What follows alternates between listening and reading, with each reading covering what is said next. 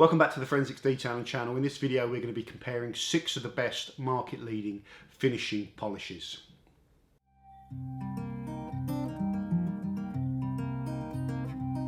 Guess that I am wrong or how we're closer now. I've been making my amends. Come and see. Where have you been off to now? Wait for me, dear beloved, lend me light as I wander off into the night, or I won't be found, or I won't be found. Welcome back to the Forensics Detailing channel. So today we're doing a follow-on video from the best cutting compound video, and we're now looking at finishing polishes. Let's walk through our 6 products. First up we have Mcguire's Mirror Glaze 205 Ultra Finishing Polish. Then we have Shoal Concepts S40 Anti-Swirl Compound. They've all got slightly different approaches with their names. Then we have Koch Chemi M201, and that's anti-hologram polish. You can tell the sort of, you know, the industry, the manufacturing industry calls the polishes anti-hologramming in that process, and so you can sort of get an idea of the angle these companies are kind of coming from. Then we have Menzerna. Now this is called SF4000. Now I think again they've changed the name, so I think it's called Super Finish 3500 now, but everyone seems to know it as SF4000. We have Detailing Kingdom Finale. I haven't got the full-size bottle, I've just got a little sample of that, so I'm just leaving the bottle for the cut there to give you an idea of what the product kind of looks like and the size. So that's Detailing Kingdom Finale. And finally, Sonac's Perfect Finish. So very quickly, what are finishing polishes? So we did the video on the best cutting compounds, and those cutting compounds contain, you know, either the bonded diminishing abrasives, the big chunks or clusters, if you like, of abrasives, or the smart super micro abrasive technology, which is, like I said, is typically like a cocktail of larger abrasives with smaller abrasives, so you can get the cut and you can still get a decent level of finish. With these, generally you're using smaller, finer abrasives. That makes these products a lot easier to work. That also means they give a higher gloss finish, but obviously they will do less cutting. So, you know, on heavily damaged paintwork, you're not going to try and correct those with a finishing polish. They are more about just bringing up the gloss or typically refining the paintwork after a multiple stage paint correction. Right, so I now have the job of trying to separate these products and rank them. What I've done in this video is I've marked them on 3 different categories: value for money, the level of gloss that they leave, and then what I've called ease of use, which is a combination of how long you can work them, or how easy they are to work them, and how they are to kind of remove. I am not marking on the level of cut, because the level of cut is so small you can't even measure it. So those are the 3 criteria that I'm marking them on. Now this is the first video that I've really struggled on. I really struggle on this. This video is going to be there's going to be a lot of talk, although it's going to be very short. But what I've got to do basically is I've got to eliminate them one by one. So let's do that. The first one I'm eliminating from this best of video is Sonac's Perfect Finish. Now this is the highest gloss finish in the Sonac's Profiline range. So they have the Cut Max, they have the Cut and Finish, they have the FS0504. Now it says that this has got a rating of gloss 6 out of 6, so it's their highest gloss. But then the cut rating on this is 4 out of 6, and that is the first thing I stumbled across with this product. It's got a lot of cut. It's not a finishing polish, unless it can match the gloss of these other ones, but even if it can, you wouldn't necessarily want the amount of cut that you can get in this. Now this product to me is delivering pretty much the same thing that Shoal S20 Black is delivering. A fair amount of cut at the start of the set, but also a very high gloss finish. But that is not what I want from the finishing polish. I'm going to be using these to refine paintwork that I have cut and corrected with some of these high gloss abrasives. So that is the first problem I had with this. Doesn't mean it's useless. There's a lot of times when it's quite nice to have a mid amount of cut that's breaking down to a high gloss finish, but it doesn't fit what I want from a finishing polish, okay? And I didn't know that till I got the bottle and started reading it and then doing my research and using it, that it's got that level of cut in it. The second problem with this product is it's 44 quid a litre, when these other products here, and S20 Black, are significantly cheaper. I mean, the S40 is 28 quid 95, so 29 quid. So this is, what, 15 quid more expensive. That's a lot of money.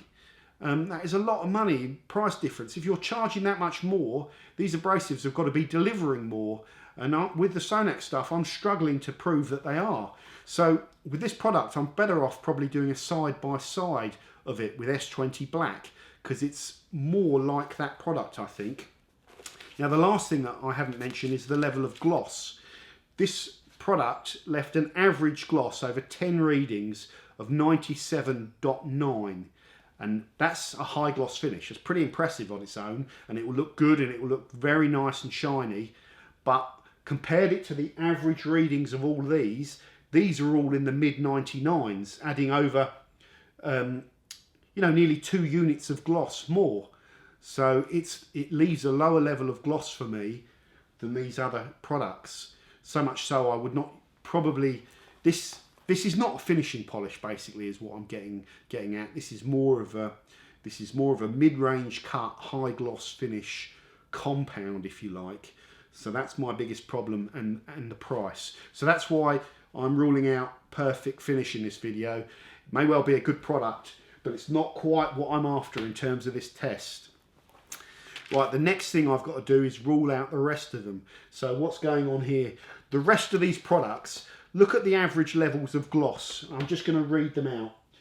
99.4, 99.5, 99.6, 99.6, and 99.5. So they are all within 0.1 or 0.2 of a gloss unit, and that is really within the inaccuracy margin for error of when you take these readings. When you're using these gloss meters, you want to be using them to get accurate results. They need to be on a flat panel. You can get an indicator on a curved panel, but you need a flat panel really. You also want to be doing one calibration before you take all of your readings. You can't calibrate in between readings or you'll get completely inaccurate results. You also have to be careful with pressure, because if the more pressure you put on there, a higher gloss reading you can get. So you want to just lay the machine down, support it and press the button, and then just be consistent with how you take all your readings. How you use the polishes as well might affect the amount of gloss that you can leave there if you're backing off a little bit, slowing down and lifting up. So I try to work all the products in the same way with a consistent speed to just give me an indication of what the abrasive is delivering really with a consistent technique. So realistically, I couldn't separate them on gloss. One other thing I want to mention on gloss. The highest individual reading that I was able to take, there was only one polish that got a reading over 100, and it was 100.1 on one reading for the Koch Chemi M201. The next highest reading was from Glaze 205, which is a 99.9. But overall, with the averages, they were all so close that you wouldn't really separate them on finish from the data I've managed to collect here. At least I can't for the purposes of this test. So the next thing, ease of use. These polishes, they don't dust on you. You can work them. They stay pretty consistent throughout their set. They don't start drying out potentially like the compounds do if you work them too hard, unless you actually go crazy with them on a rotary at high speeds. So there is very little difference again in how they are to use. They are all lovely to use compared to using compounds really, and they all buff off the panel nicely. These four are almost, these four here are almost identical in how they feel. They're all a little bit more oily, and that sort of oily film, you can see it there. It never breaks down. The Mirror Glaze Mcguire's M205 is a little bit more different. It's a little bit more, but it's less oily, okay? I think it's using more water, and you can mix it down with water much better than you can these other products. In fact, I never mix any of these other ones down with water. They don't seem to take it as well. So this has a little kind of advantage in use, that you can mix it down with water if you're polishing really soft things like the A-pillars, and you want to make the abrasive even more kind of looser, although you throw it around a bit more if you do that, but I sometimes do that.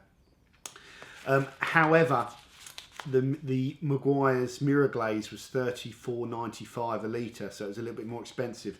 But anyway, the next one I'm going to rule out of this test is the DK Finale, and it's purely based on price, that you can only get it at 500 millilitres, and it's $19.95 for that, and the next offering is 4 litres. So it costs me a little bit more to get a litre of this at the moment. A little bit harsh, but that's just the reality. I think they are going to be offering it in different sizes soon, so I'll be interested to see if the price per litre, what the price per litre is on this stuff, because it's a very nice polish, and their compound is good as well. So the next one I would rule out, is probably the Mirror Glaze, just again based purely on price, that it's £35 a litre, whereas that's £29, that's £30, and that's £32. Now I'm left with 3 finishing polishes. Now, this Menzerner SF4000 or SF3500 as it's now called, this I think has a bit more cut than these two, but it still is able to give the same amount of gloss. It has a cut rating of 4, and Menzerner have another finishing polish which is even finer than this and has a cut rating of 2, and that is their SF4500, which I've got over there, now called SF3800. It's really confusing, all these changing of product names. I have no idea where they've changed it, because they just changed the number and everyone knew the number before, so no idea.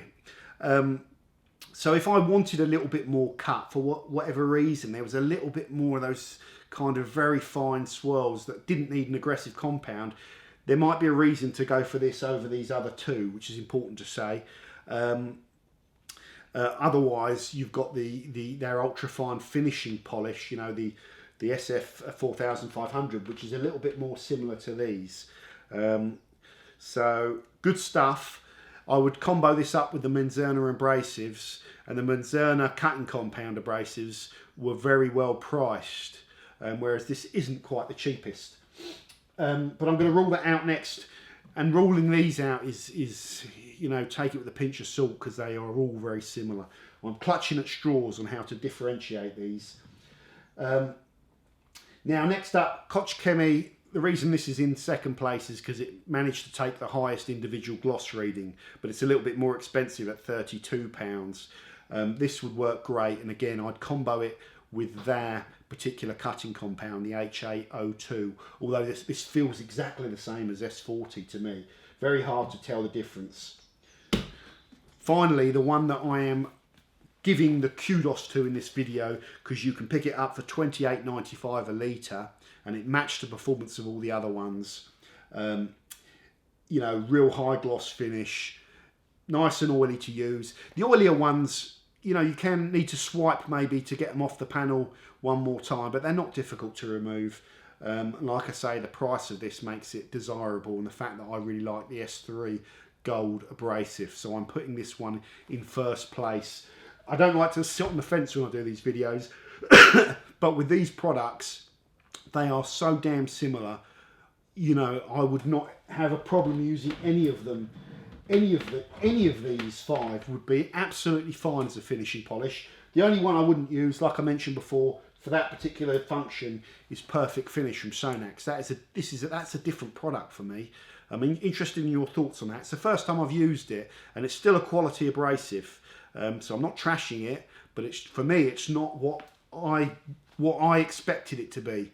It's got too much cut, so it's a mid-range cutting compound with a pretty high gloss finish, and we'll do a shootout with the S20 Black at some point, because it'll be interesting. I want to know as well, and it's expensive, 44 quid. Okay, I will leave it there, guys. Let me know what products you're using as cutting compounds. Like I say, I'm picking a lot of the kind of German abrasives here and the American ones, the well-known ones. There are lots of other ones out there. Even more so with finishing polishes, I think it's very harder to differentiate them. And this time, because I couldn't differentiate those top 5 on the gloss meter, I had to literally resort to giving you the recommendation based on price, and you should probably consider matching them with the cutting compound brands that you're using as well. That's you don't have to, you can mix and match, but you know, some people don't, and they're formulated to work together, so there is that argument. Okay, thank you very much for watching, guys. Hope that was useful. So this has been the best finishing polish video, and stay tuned to the channel for a lot more videos to come. Bye for now. Red sky at night, shepherd's delight. Red sky in the morning, shepherd's warning. Meat and potatoes, shepherd's pie.